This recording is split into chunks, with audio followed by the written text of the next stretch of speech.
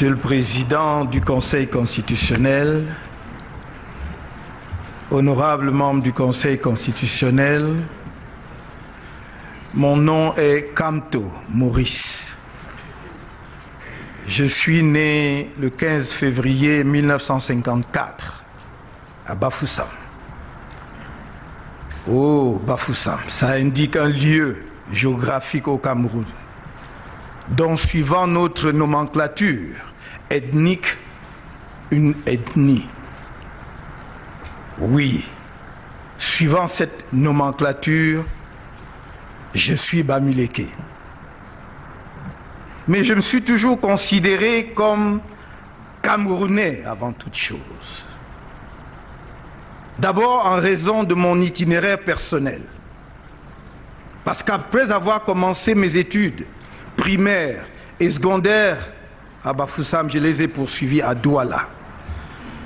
Et j'ai poursuivi mes études universitaires à Yaoundé.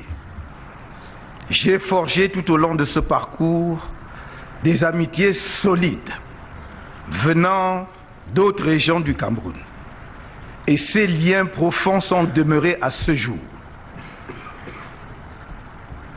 J'ai dans ma propre famille des lignées entières qui vont dans d'autres régions du Cameroun, dont je n'ai nul besoin de les citer ici. Certains auraient voulu, oh, honorables membres du Conseil, que je vienne ici m'excuser de mes origines ethniques. Que non. Parce que je pose depuis plusieurs années dans ce pays. Qui d'entre nous a choisi de naître là où il est né? Qui? Il m'est arrivé au long de la campagne de dire, dites-le, dites-moi, au sud, si pour être Boulou, il faut passer un concours, dites-moi quel concours, alors je vais le passer pour devenir moi aussi Boulou. Non, monsieur le honorable membre du Conseil, vous ne devez pas laisser que la pollution qui a enfumé et intoxiqué des mois durant la période d'avant la campagne et celle pendant la campagne, encore plus postérieurement à la campagne, étouffe notre cher et beau pays. Je ne vais pas m'excuser d'être Camerounais parce que je suis Camerounais. D'aucuns auraient voulu que je m'excuse d'avoir travaillé comme ministre de la République avec le président actuel, président sortant, M. Biya-Paul. Je confirme devant votre Conseil que j'ai soutenu ma thèse de doctorat d'État à l'université de Nice un vendredi. Et le dimanche, j'étais à Yaoundé parce que un jeune Camerounais de 49 ans venait d'accéder au pouvoir et je sentais qu'il était de mon devoir de venir lui apporter mon plus grand soutien.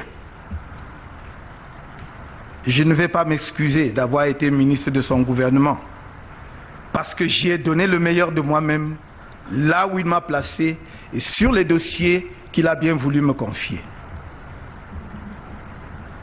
D'aucuns auraient voulu que je m'excuse d'avoir démissionné de son gouvernement, d'avoir formé un parti politique et de m'être présenté comme candidat face à lui. Non, Monsieur le Président du Conseil constitutionnel, honorable membre du Conseil constitutionnel, je ne m'en excuserai pas. D'abord parce que, en tant que citoyen de ce pays, j'en ai pleinement le droit. Mais aussi et surtout parce que je crois très profondément que nous sommes à une phase de l'histoire de notre pays où il faut que nous ayons le courage de dire qu'il y a un temps pour toute chose.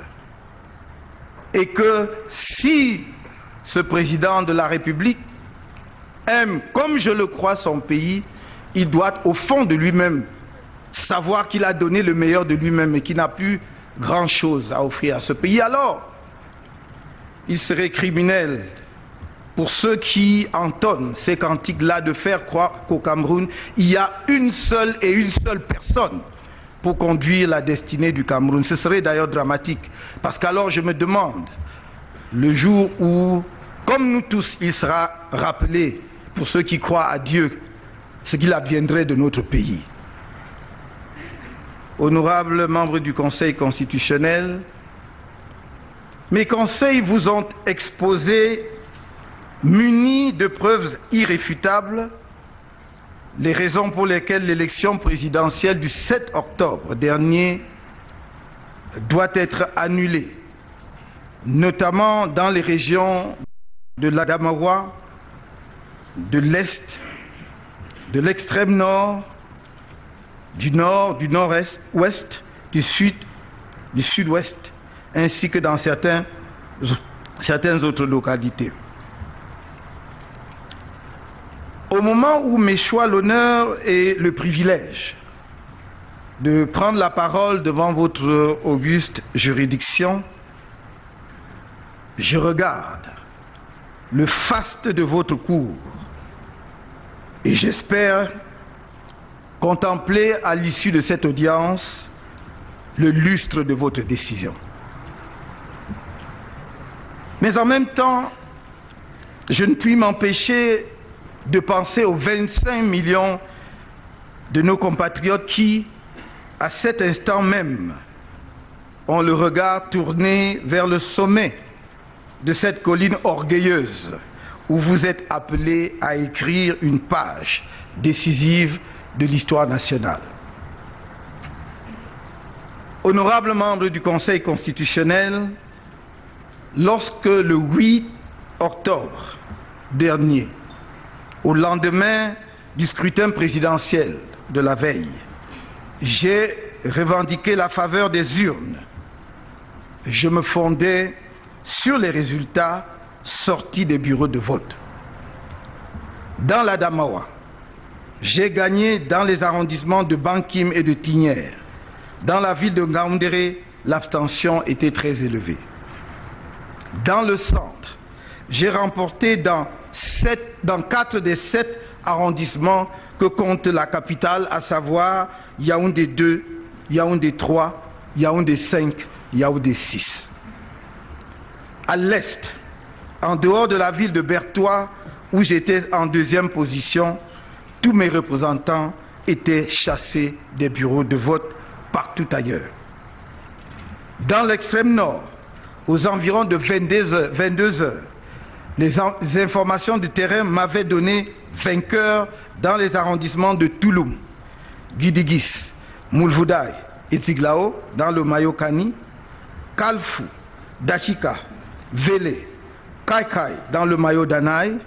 Dans le Diamaré, le RDPC a décidé de mettre hors des bureaux de vote par la force nombre de nos représentants jusqu'à 17h30, moins de 20% d'électeurs s'étaient déplacés pour voter.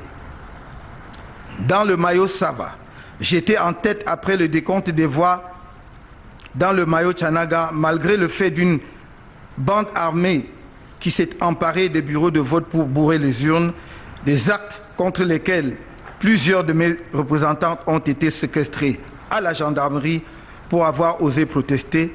J'ai talonné le candidat du RDPC après le dépouillement des votes. Dans le littoral, je gagnais largement dans toutes les villes du département du Mungo. J'ai dit bien dans toutes les villes, dans la ville de Douala, et je venais en 3e position dans la Saraga maritime.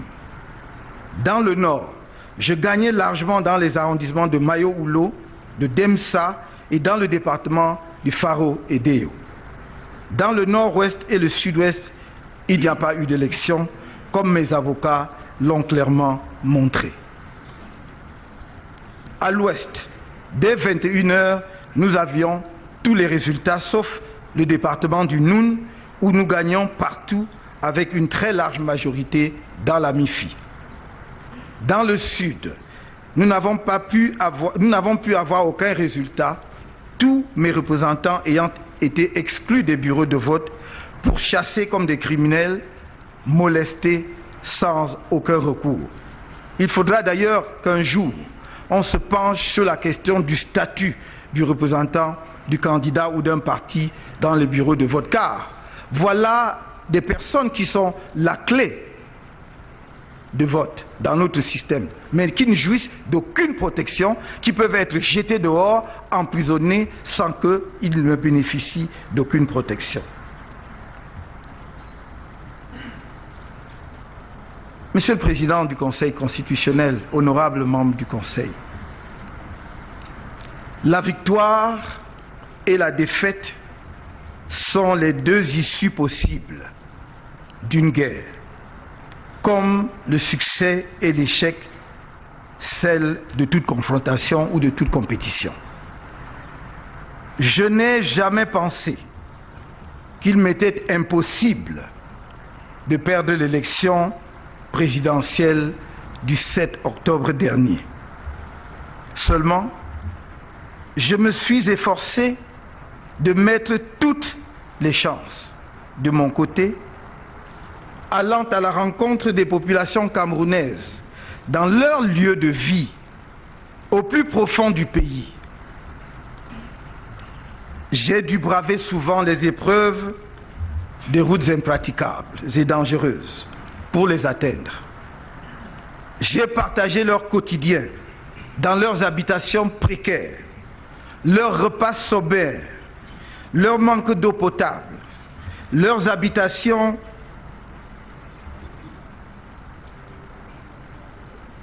précaires, dis-je, leur non-accès à l'électricité qui plonge leur vie dans les ténèbres la nuit venue. Leur misère a bouleversé ma conscience. Partout, je leur ai dit ce qu'on allait faire ensemble pour mettre un terme à cette situation. Ces populations ont réalisé que je peux me battre pour elles, souffrir avec elles. Et je me suis promis de ne faire l'économie d'aucune énergie au fond de moi, me disant que si au soir du 7 octobre, je n'étais pas choisi pour être le prochain président de la République de ce pays, j'aurais néanmoins donné au peuple camerounais toute ma foi et ma sincérité. Et ce peuple m'a compris et m'a donné majoritairement sa confiance. Honorables membres du Conseil constitutionnel, ceci n'est pas qu'un contentieux électoral. Il s'agit d'un contentieux historique entre un Cameroun aplati qui, depuis les origines, cherche à se redresser et le Cameroun de l'arrogance régnante, méprisant, sûr de son fait. Je tends l'oreille et j'entends les protestations qui parcourent le pays, y compris là où l'on a imposé aux urnes, avec une brutalité sans précédent, de dire qu'elles se sont exprimées à 100% en faveur du candidat Biya Paul. Ceci n'est pas qu'un contentieux constitutionnel, dis-je. Il s'agit aussi du contentieux d'un système électoral que vous ne pouvez pas laisser prospérer encore, parce qu'il mène à coup sûr notre pays tout droit vers la tragédie des règnes sans fin, aveugles sur leur propre épuisement et sourds aux cris de détresse d'un peuple essoré, à la dignité arrachée, qui désespère et qui demande: ne sommes-nous donc pas vos compatriotes? Pour la situation de guerre qu'il a laissé s'installer et prospérer dans les régions anglophones du nord-ouest et du sud-ouest, le candidat président sortant, Biya Paul, n'a pas gagné et ne pouvait pas gagner l'élection présidentielle du 7 octobre dernier dans un tel contexte dans les régions du nord-ouest et du sud-ouest. par le tribalisme orchestré par les services de l'État, qui instille la haine dans les veines de la société camerounaise pour détruire le vivre ensemble, la cohésion nationale et ultimement notre nation si fragile, sans que ne bronche le candidat président sortant, la preuve est faite que la volonté du candidat Biya Paul de se maintenir au pouvoir par tous les moyens et à tous les prix et au-dessus de toutes choses, y compris du Cameroun même. Car je ne peux pas comprendre, Monsieur le Président du Conseil constitutionnel, honorable membre, que le Président de la République se taise devant ce déferlement de haine. Où allons-nous avec le repli identitaire? Qu'il se taise, parce que ça fait partie de sa fonction constitutionnelle de garant de l'unité du Cameroun et n'interpelle personne, ni de hautes personnalités de l'État qui se livrent à cet exercice dangereux pour notre pays, ni au service de l'État qui s'y prête. Je ne peux pas le comprendre. On comprend dans ces conditions que l'élection présidentielle du 7 octobre se soit transformée en un piteux spectacle de sauvagerie électorale, où ELECAM, les responsables du RDPC, l'administration, voire la justice et les forces de sécurité se sont surpassés pour voter à la place des électeurs. Et comme leur besogne n'était pas sans reproche, les informaticiens ont pris la relève pour se substituer aux urnes et ont réparti les voix et les pourcentages de vote suivant des prévisions de longue date, où il était décidé que le candidat Biya Paul devra être élu coûte que vaille, avec un score non inférieur à 70%. Ces données sont dans les lieux publics depuis de longs mois déjà. Je passe les faux sondages qui se couplent aux faux observateurs de Transparency International inventés pour la circonstance. Ce pourcentage dévolu aux vainqueurs que le RDPC vous demande de consacrer circule depuis plus d'1 an déjà. Jamais je n'avais imaginé qu'un candidat qui règne sur le pays sans partage depuis 36 ans prendrait le risque de la destruction de notre patrie pour se conserver au pouvoir. Si telle avait été ma conviction, croyez-moi, Monsieur le Président, honorable membre du Conseil, je n'aurais pas fait acte de candidature. Parce que rien n'est plus cher à mes yeux que l'unité, la paix et le bonheur de notre pays et de notre peuple. Mais puisqu'ainsi cette élection a montré que jamais le régime en place depuis un demi-siècle n'acceptera que se déroule dans notre pays le jeu démocratique qui garantit une alternance pacifique au pouvoir, il s'impose à moi, et j'en suis sûr, à de nombreux autres compatriotes camerounais, l'impérieux et noble devoir de résistance à la spoliation perpétuelle de notre liberté et de notre droit légitime au libre choix de nos dirigeants. Madame et messieurs les membres du Conseil constitutionnel, j'en appelle à vos consciences de mères et de pères, voire de grands-parents. Le moment est venu de donner une chance à nos enfants, voire nos petits-enfants, à la jeunesse camerounaise qui s'est exprimée massivement comme jamais avant lors de cette élection et qui a exprimé son désir profond d'avoir un nouveau président de la République.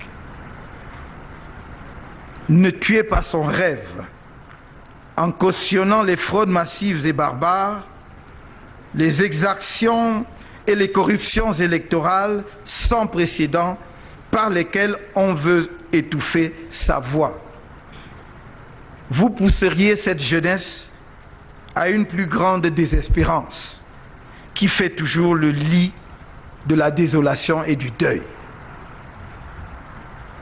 Le peuple camerounais est debout et nul ne le privera plus de la liberté pour laquelle nombre de fils et de filles de ce pays ont donné leur vie pour que nous soyons là aujourd'hui, debout, et que la parole nous soit accordée. Le peuple camerounais est debout. Et comme je lui ai déclaré partout où je suis allé à sa rencontre, jamais je ne le trahirai. Ici et maintenant, je renouvelle mon engagement à me tenir à ses côtés jusqu'à ce que se lève le jour nouveau que cette terre des douleurs appelle depuis si longtemps.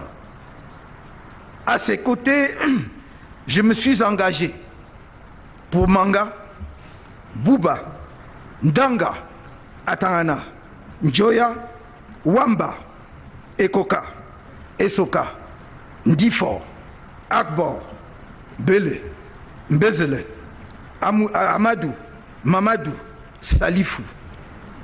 Mon combat est un combat pour les plus petits, ceux qu'on ne voit jamais, qui souffrent et se taisent et qui doivent maintenant venir à la lumière. Face à la tragédie qui se déroule dans les régions anglophones du pays, j'ai proposé inlassablement ce qui demeure à mes yeux la seule voie de sortie de cette crise. Un dialogue sincère et inclusif. L'on m'a accusé de complicité avec les sécessionnistes. Tout au long de ma campagne électorale, j'ai tendu la main à chacun et à tous. Parce que je fais la politique sans haine aucune, ni le moindre désir de revanche. On m'a craché dessus en m'accusant d'arrogance.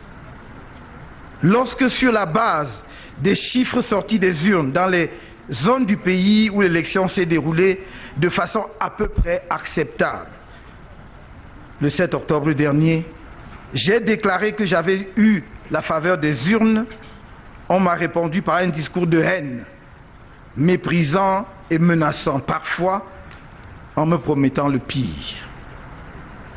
L'inaptitude irrémédiable à l'ouverture, au dialogue, au respect d'autrui est, hélas, inscrite dans le patrimoine génétique de ce régime. Un écrivain a dit « Quand vous avez pour seul outil un marteau, pour vous, tout est un clou. Et donc, votre réflexe est de cogner. Mais rien n'y fera de ma détermination à tenir mon engagement de fidélité aux Camerounais. Le peuple camerounais est mon seul directeur de conscience. Il est mon seul patron. Il m'a vu à l'œuvre. Quand bien même tout était fait pour qu'il ne me voie pas et qu'il ne m'entende pas. Il m'a éprouvé de différentes façons et m'a fait l'insigne honneur de m'investir comme son premier choix dans les urnes le 7 octobre dernier. Honorables membres du Conseil constitutionnel, ceux qui, depuis des années, clament, arrogants et méprisants, qu'après Biya, ce sera Biya, fourbissent les armes de guerre dans un complot macabre contre le peuple camerounais et la nation camerounaise. N'acceptez pas d'être l'instrument du passage forcé du candidat président sortant pour un 7e mandat. Ce serait un véritable désastre pour le Cameroun. Vous devez dissiper les nuages qui s'amoncellent à l'horizon de notre pays en prenant le courage de rendre la seule décision qui s'impose au regard des actes et comportements qui ont entaché irrémédiablement le scrutin du 7 octobre, dans de nombreuses circonscriptions administratives du pays et notamment dans les 7 régions visées dans notre requête. À l'heure de votre verdict, la victoire sera celle de la justice qui apaise la victoire, celle de votre haute et prestigieuse juridiction qui aura fait montre de courage, d'indépendance et de patriotisme, celle du peuple camerounais, ultimement, peuple camerounais espérant, qui aura été récompensé dans sa patience.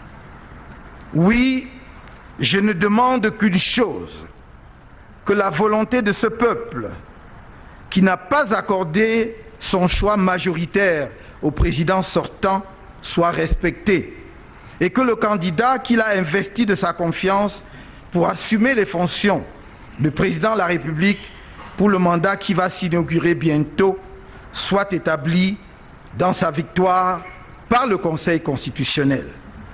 Et ce sera justice. Je vous remercie.